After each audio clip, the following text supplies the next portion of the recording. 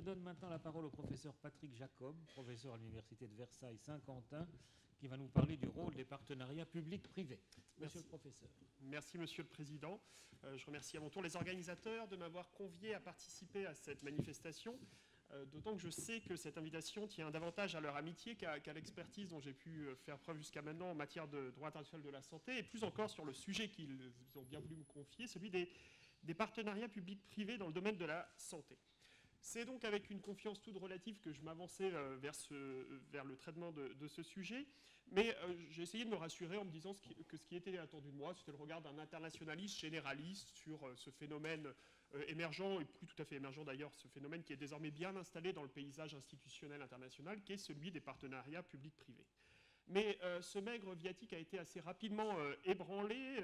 par la réponse faite par un très éminent membre du Conseil de la SFDI à la suggestion faite de s'intéresser aux partenariats publics-privés dans le cadre d'une autre manifestation, puisque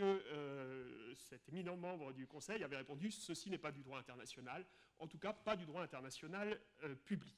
Et c'est effectivement tout l'enjeu de la question, savoir si le droit international est pertinent, constitue un cadre pertinent pour appréhender le phénomène des partenariats publics-privés dans le domaine de la santé, ou réciproquement et à minima, de savoir si l'examen de ces partenariats peut nous dire quelque chose de notre droit international tel que nous le connaissons. Alors, ces partenariats se sont développés dès le début des années 2000, ce n'est pas un phénomène tout à fait nouveau,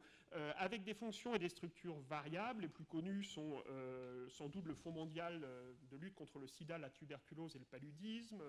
l'UNITAID, l'Alliance pour le vaccin, l'Alliance Gavi pour le vaccin, mais on peut citer également un ensemble d'autres partenariats, tels que le partenariat pour faire reculer le paludisme ou le partenariat HALT à la tuberculose. Alors, pour ne prendre qu'un exemple de ce que font ces partenariats, un exemple tiré de l'actualité, on apprenait dans Le Monde du 15 mai dernier que face au retour d'Ebola en République démocratique du Congo, un vaccin expérimental allait être utilisé. Et ce vaccin, mis au point par un laboratoire pharmaceutique, était disponible car il a été produit à relativement grande échelle, 300 000 doses, malgré un faible intérêt commercial a priori, à la suite d'un accord passé entre le laboratoire pharmaceutique en question et l'Alliance Gavi, l'Alliance pour le vaccin, qui s'était engagée à acheter ces vaccins produits alors que les débouchés commerciaux semblaient limités. Et cet article du Monde présente l'Alliance Gavi comme une organisation internationale dont l'objectif est de favoriser l'accès des pays pauvres aux vaccins. Et donc nous avons là une organisation internationale pour la grande presse en tout cas, mais une organisation internationale qui bouscule un petit peu les catégories que nous connaissons, puisque ce type de partenariat cherche à associer tous les acteurs impliqués dans l'amélioration de la santé mondiale, quel que soit finalement leur statut. On y voit cohabiter sur un pied d'égalité des acteurs publics, acteurs intergouvernementaux comme l'Organisation mondiale de la santé, la Banque mondiale, ou le Programme des Nations Unies pour le développement, des acteurs étatiques. Plusieurs États participent à ces systèmes et sont représentés au sein des organes de direction, mais aussi des acteurs privés, qu'il s'agisse d'organismes à but non lucratif, des fondations, notamment comme la fondation Gates, dont il a été question déjà, ou des acteurs de la société civile, ou encore des laboratoires pharmaceutiques, donc des sociétés à but lucratif. Mais à la différence des partenariats publics-privés qui sont fort débattus dans les droits internes, et dont celui qui a permis aux Parisiens parmi nous de rejoindre Rennes en 1h30, ces partenariats ne reposent pas seulement sur une base purement contractuelle, ils conduisent à la mise en place d'une véritable structure institutionnelle. Il y a des services administratifs qui sont mis en place, il y a une pérennité du fonctionnement de ces partenariats. Il s'agit donc d'institutions, parfois même d'institutions personnifiées. Et donc ces institutions d'un genre nouveau, évidemment, elles ne se limitent pas au domaine de la santé, on en rencontre dans d'autres domaines comme celui du sport ou dans le domaine également de l'environnement, mais ils se sont particulièrement multipliés dans le secteur de la santé pour deux types de raisons essentiellement qui ont été mentionnées tout à l'heure par le professeur Le Floch dans son rapport introductif. D'abord, en raison du fait qu'il y a une pluralité d'acteurs impliqués dans ce domaine avec des statuts variés, et donc pour les faire coexister sur un pied d'égalité, il fallait inventer une structure nouvelle. Et ensuite, et peut-être de manière moins favorable pour les organisations internationales classiques, c'est parce qu'une forme de défiance s'était installée vis-à-vis de ces organisations internationales classiques à la fin des années 90.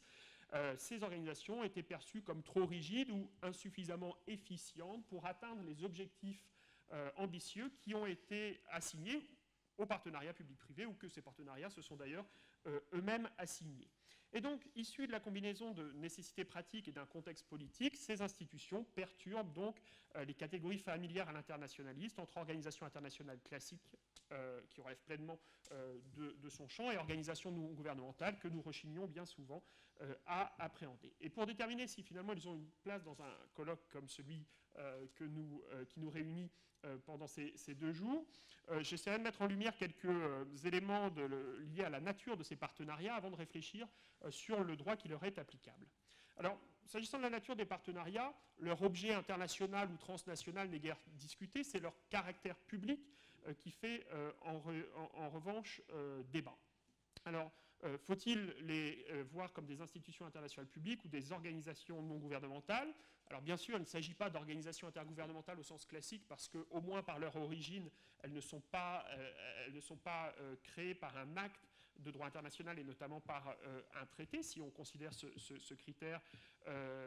comme décisif. Elles s'apparenteraient plutôt à ce moment-là à des institutions privées, notamment lorsqu'elles sont constituées dans un droit interne, le plus souvent le droit suisse, mais cela suffit-il à les classer dans la catégorie des ONG? Sans doute pas, parce que si on examine les indices que l'on peut prendre en compte pour déterminer la nature d'une entité de ce type, qu'on les emprunte d'ailleurs au droit interne, au droit administratif par exemple, lorsqu'il cherche à identifier ce qu'est une personne publique, ou au droit international lorsqu'il cherche à identifier ce qu'est un organe de l'État, on s'aperçoit que ces différents éléments tirent dans des directions contradictoires et finalement nous sommes là en présence de véritables hybrides. Pour ce qui est de l'origine, l'origine bien sûr peut être liée à un texte de droit interne, un enregistrement comme fondation par exemple de droit privé, mais l'impulsion peut venir également d'institutions internationales et de textes internationaux. Par exemple, le Fonds mondial de lutte contre le sida a d'abord été initié par une résolution de l'Assemblée générale des Nations unies en 2001, avant d'être enregistré comme fondation de droit privé suisse en 2002. L'hybridité est plus nette encore lorsqu'on aborde les moyens dont disposent ces partenariats. Leurs moyens juridiques demeurent comparables finalement à ceux des acteurs privés, car ils imposent finalement peu de choses à leurs partenaires, puisqu'ils reposent plutôt sur une logique de persuasion et de coopération. Mais s'agissant des moyens matériels, ceux-ci sont bien souvent publics. Ainsi, nombre des partenariats spécialisés dans le domaine de financement s'appuient sur 2 types de ressources. D'une part, des contributions volontaires des participants qui peuvent être publics ou privés, contributions volontaires des États ou des fondations comme la Fondation Gates. D'autre part, à l'instar de Gavi, des mécanismes de financement qui sont dits innovants, qui peuvent consister parfois dans l'émission d'obligations assises sur des garanties offertes par les États, parfois, comme pour l'United, sur une taxe prélevée par les États qui est reversée ensuite aux partenariats publics-privés. À titre d'exemple, la France octroie à Gavi sur la période 2006-2010 134 millions de dollars en contribution directe et 406 millions de dollars sous forme d'engagement obligataire. C'est-à-dire que la France est engagée à verser 406 millions de dollars sur 25 ans, ce qui a permis à Gavi d'émettre des obligations qui lui ont permis de disposer directement de ce financement. Donc une partie non négligeable des fonds de ces partenariats est d'origine publique, même si, en l'occurrence, la France apporte 6% des fonds de Gavi, tandis que la Fondation Gates, à peu près 18%. Alors, cette hybridité se retrouve également s'agissant des fonctions qui sont prises en charge par les institutions. Outre des activités de mobilisation et de coordination, ces fonctions sont essentiellement de 2 ordres. D'une part, il s'agit de financer des programmes de développement des systèmes de santé publique, rôle de financement qui conduit les partenariats publics-privés donc à sélectionner des projets qui vont être mis en œuvre par d'autres, et notamment par leurs partenaires. Alors, certains de ces partenariats se concentrent sur le financement de programmes conçus et mis en œuvre au niveau national par les États, donc, mais aussi avec l'appui des organisations intergouvernementales compétentes, UNICEF, OMS, Banque mondiale et des ONG qui peuvent aider au développement de ces systèmes de santé publique. Et d'autre part, ces partenariats peuvent viser à combler les lacunes du marché en stimulant, par exemple, la recherche sur les vaccins et les médicaments dont la rentabilité est douteuse aux yeux des industriels. Alors, cet objectif peut être atteint classiquement en finançant des recherches particulières ou alors, de manière plus originale, en créant les conditions d'un marché qui serait rentable pour les industriels, notamment par des engagements d'acquisition des vaccins qui seraient produits si d'aventure les recherches menées étaient couronnées de succès. Encore une fois, ce sont des mécanismes de droit commun qui sont mobilisés, mais ils le sont dans un intérêt collectif. Alors évidemment, sauf à s'en tenir à une conception essentialiste, une sorte d'idée de service public par nature, il est difficile de qualifier véritablement ces fonctions, les fonctions qui sont prises en charge par ces institutions.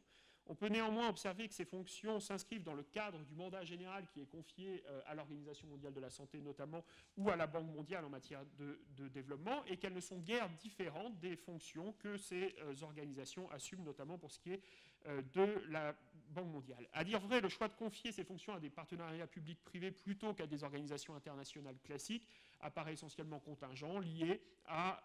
la perception politique du rôle des organisations internationales au moment décisif de la création de ces partenariats. Alors qu'en conclure, s'agissant de la nature des partenariats, ce ne sont sans doute pas des autorités publiques si l'on entend par là qu'elles seraient dotées de la capacité de modifier directement ou indirectement la situation des personnes privées, mais il n'est pas déraisonnable sans doute de les voir comme des institutions publiques, des collectivités publiques qui utilisent des moyens publics pour la poursuite de fins que l'on peut considérer, même s'il est difficile d'en dégager une notion objective, comme publiques. Et alors, quel est le droit qui leur est applicable à ces institutions hybrides mais à tendance publique? La réponse peut être très simple ou très compliquée. Elle est très simple si on se contente d'observer que finalement, lorsque ces partenariats sont personnifiés, ils le sont dans un droit interne. La plupart sont des fondations de droit privé suisse, et donc le droit qui leur est applicable, a priori, c'est le droit interne et, en l'occurrence, le droit suisse. Mais la question est plus complexe si on réfléchit à partir des enjeux qui se posent à ces structures. Ces enjeux sont de trois ordres, j'essaierai d'aller assez rapidement. Le premier enjeu consiste à permettre à ces partenariats d'évoluer entre les ordres juridiques des partenaires publics qui les composent. D'un côté, il y a la force d'attraction, en quelque sorte, de l'ordre juridique international, notamment parce que des partenariats ont un temps été hébergés par l'Organisation mondiale de la santé, qui leur fournissait un appui administratif, mais cet appui administratif était à l'origine d'une relation parfois difficile, parce qu'il conduisait l'OMS à revendiquer un certain contrôle sur l'activité des partenariats et à prendre le risque d'être tenu responsable pour l'activité éventuellement de ces partenariats. Et donc, c'est ce qui a conduit l'Alliance Gavi à s'autonomiser pour prendre la forme d'une fondation de droit privé suisse. On peut alors penser que ce sont devenus des structures de droit interne soumises purement et simplement au droit interne, mais l'Alliance Gavi, par exemple, mais également le Fonds mondial, ont conclu des accords de siège avec la Suisse, tout à fait analogues à ceux que la Suisse conclut avec les organisations internationales CIS sur son territoire, qui reconnaissent des privilèges, des immunités, des exemptions aux partenariats public-privé et qui les qualifie même, qui leur reconnaît même à l'article 1er de l'accord Gavi suisse de 2009, la personnalité juridique internationale avant de leur reconnaître ces privilèges, immunités et exemptions. Donc on voit bien qu'au moins du point de vue de la Suisse, il s'agit là d'autre chose que de structures privées, même si, on le sait, la Suisse a une loi assez inclusive en matière de la loi sur l'État hôte qui inclut, qui lui permet, qui est aussi stratégique parce que ça lui permet d'attirer des institutions de ce type en les faisant bénéficier d'un régime favorable. Alors, deuxième enjeu important, c'est celui de la responsabilité, mais responsabilité au sens politique. C'est-à-dire que si on considère qu'il y a des moyens publics mis en œuvre et des fins publiques qui sont recherchées, se pose la question de la structure et de la représentation au sein de ces institutions. Là encore, tout dépend de l'acte institutif de chaque partenariat, mais on observe des régularités, un petit peu comme dans le droit des organisations internationales. Il y a des tendances récurrentes qui apparaissent en matière de représentation, qui est basée sur une égalité entre les partenaires publics et privés, sur une logique de constituencies, c'est-à-dire de représentation des groupes d'intérêt. On a un État représentant des États donateurs, un État représentant des États bénéficiaires de l'aide qui sont sélectionnés. Ces institutions développent également des mécanismes de participation et des mécanismes liés, destinés à éviter les conflits d'intérêts suivant une logique, cette fois, plutôt privatiste. Et donc on observe ici des tendances et l'émergence de principes généraux d'organisation de ces partenariats. Ces régularités peuvent avoir une influence sans doute sur le droit des organisations internationales, dont on s'aperçoit que le caractère interétatique n'empêche pas nécessairement le développement de mécanismes analogues. Enfin, dernier point, la responsabilité au sens d'obligation de réparer peut également être mise en cause ici, que ce soit une responsabilité objective ou une responsabilité pour fait illicite. Et la question peut se poser de savoir qui serait responsable pour l'activité de ces partenariats. Alors, il peut y avoir une réponse très simple qui consiste à dire que finalement ces partenariats ne font rien, ou en tout cas qu'ils ne font rien par eux-mêmes, c'est-à-dire qu'ils sont là pour animer l'activité d'autres, et notamment sur la mise en œuvre d'un programme ou la recherche en matière de vaccins. Sur les vaccins, par exemple, Gavi va demander à un laboratoire pharmaceutique de préparer un vaccin, et ensuite le vaccin va être distribué par les autorités étatiques ou les ONG. Donc s'il y a un problème, il vient du laboratoire pharmaceutique ou de la distribution, et jamais de Gavi, et donc on peut toujours engager la responsabilité de quelqu'un d'autre. Il peut y avoir une autre approche qui consiste à dire que finalement, on peut chercher à utiliser des mécanismes d'imputation assez complexes pour retomber sur la responsabilité des différents partenaires, soit en considérant qu'on en a là un organe commun, soit en considérant que les partenariats publics-privés agissent sur délégation, par exemple, de l'OMS, mais ces solutions sont assez peu satisfaisantes et elles peuvent conduire à rechercher des solutions innovantes qui seraient applicables spécifiquement aux partenariats publics-privés en question. Alors pour terminer, sans m'apesantir sur ce point, et pour tenter de répondre ou de ne pas répondre à la question que j'avais posée initialement, je vais oser à Rennes une réponse de Normand. S'agit-il d'institutions qui intéressent le droit international public? D'un point de vue de droit positif, les particularités de ces institutions sont telles qu'on ne peut sans doute pas les réduire à la catégorie organisation internationale telle qu'elle s'est forgée jusqu'ici. Il s'agit d'autre chose que les organisations internationales classiques, mais d'un point de vue doctrinal, il est sans doute important de s'en saisir, d'une part parce qu'elles disent beaucoup du droit international classique et de ses évolutions, d'autre part parce qu'elles jouent un rôle majeur dans la gouvernance globale, sans que d'autres que les internationalistes soient plus enclins ou plus à même de se saisir de ce phénomène. Je vous remercie.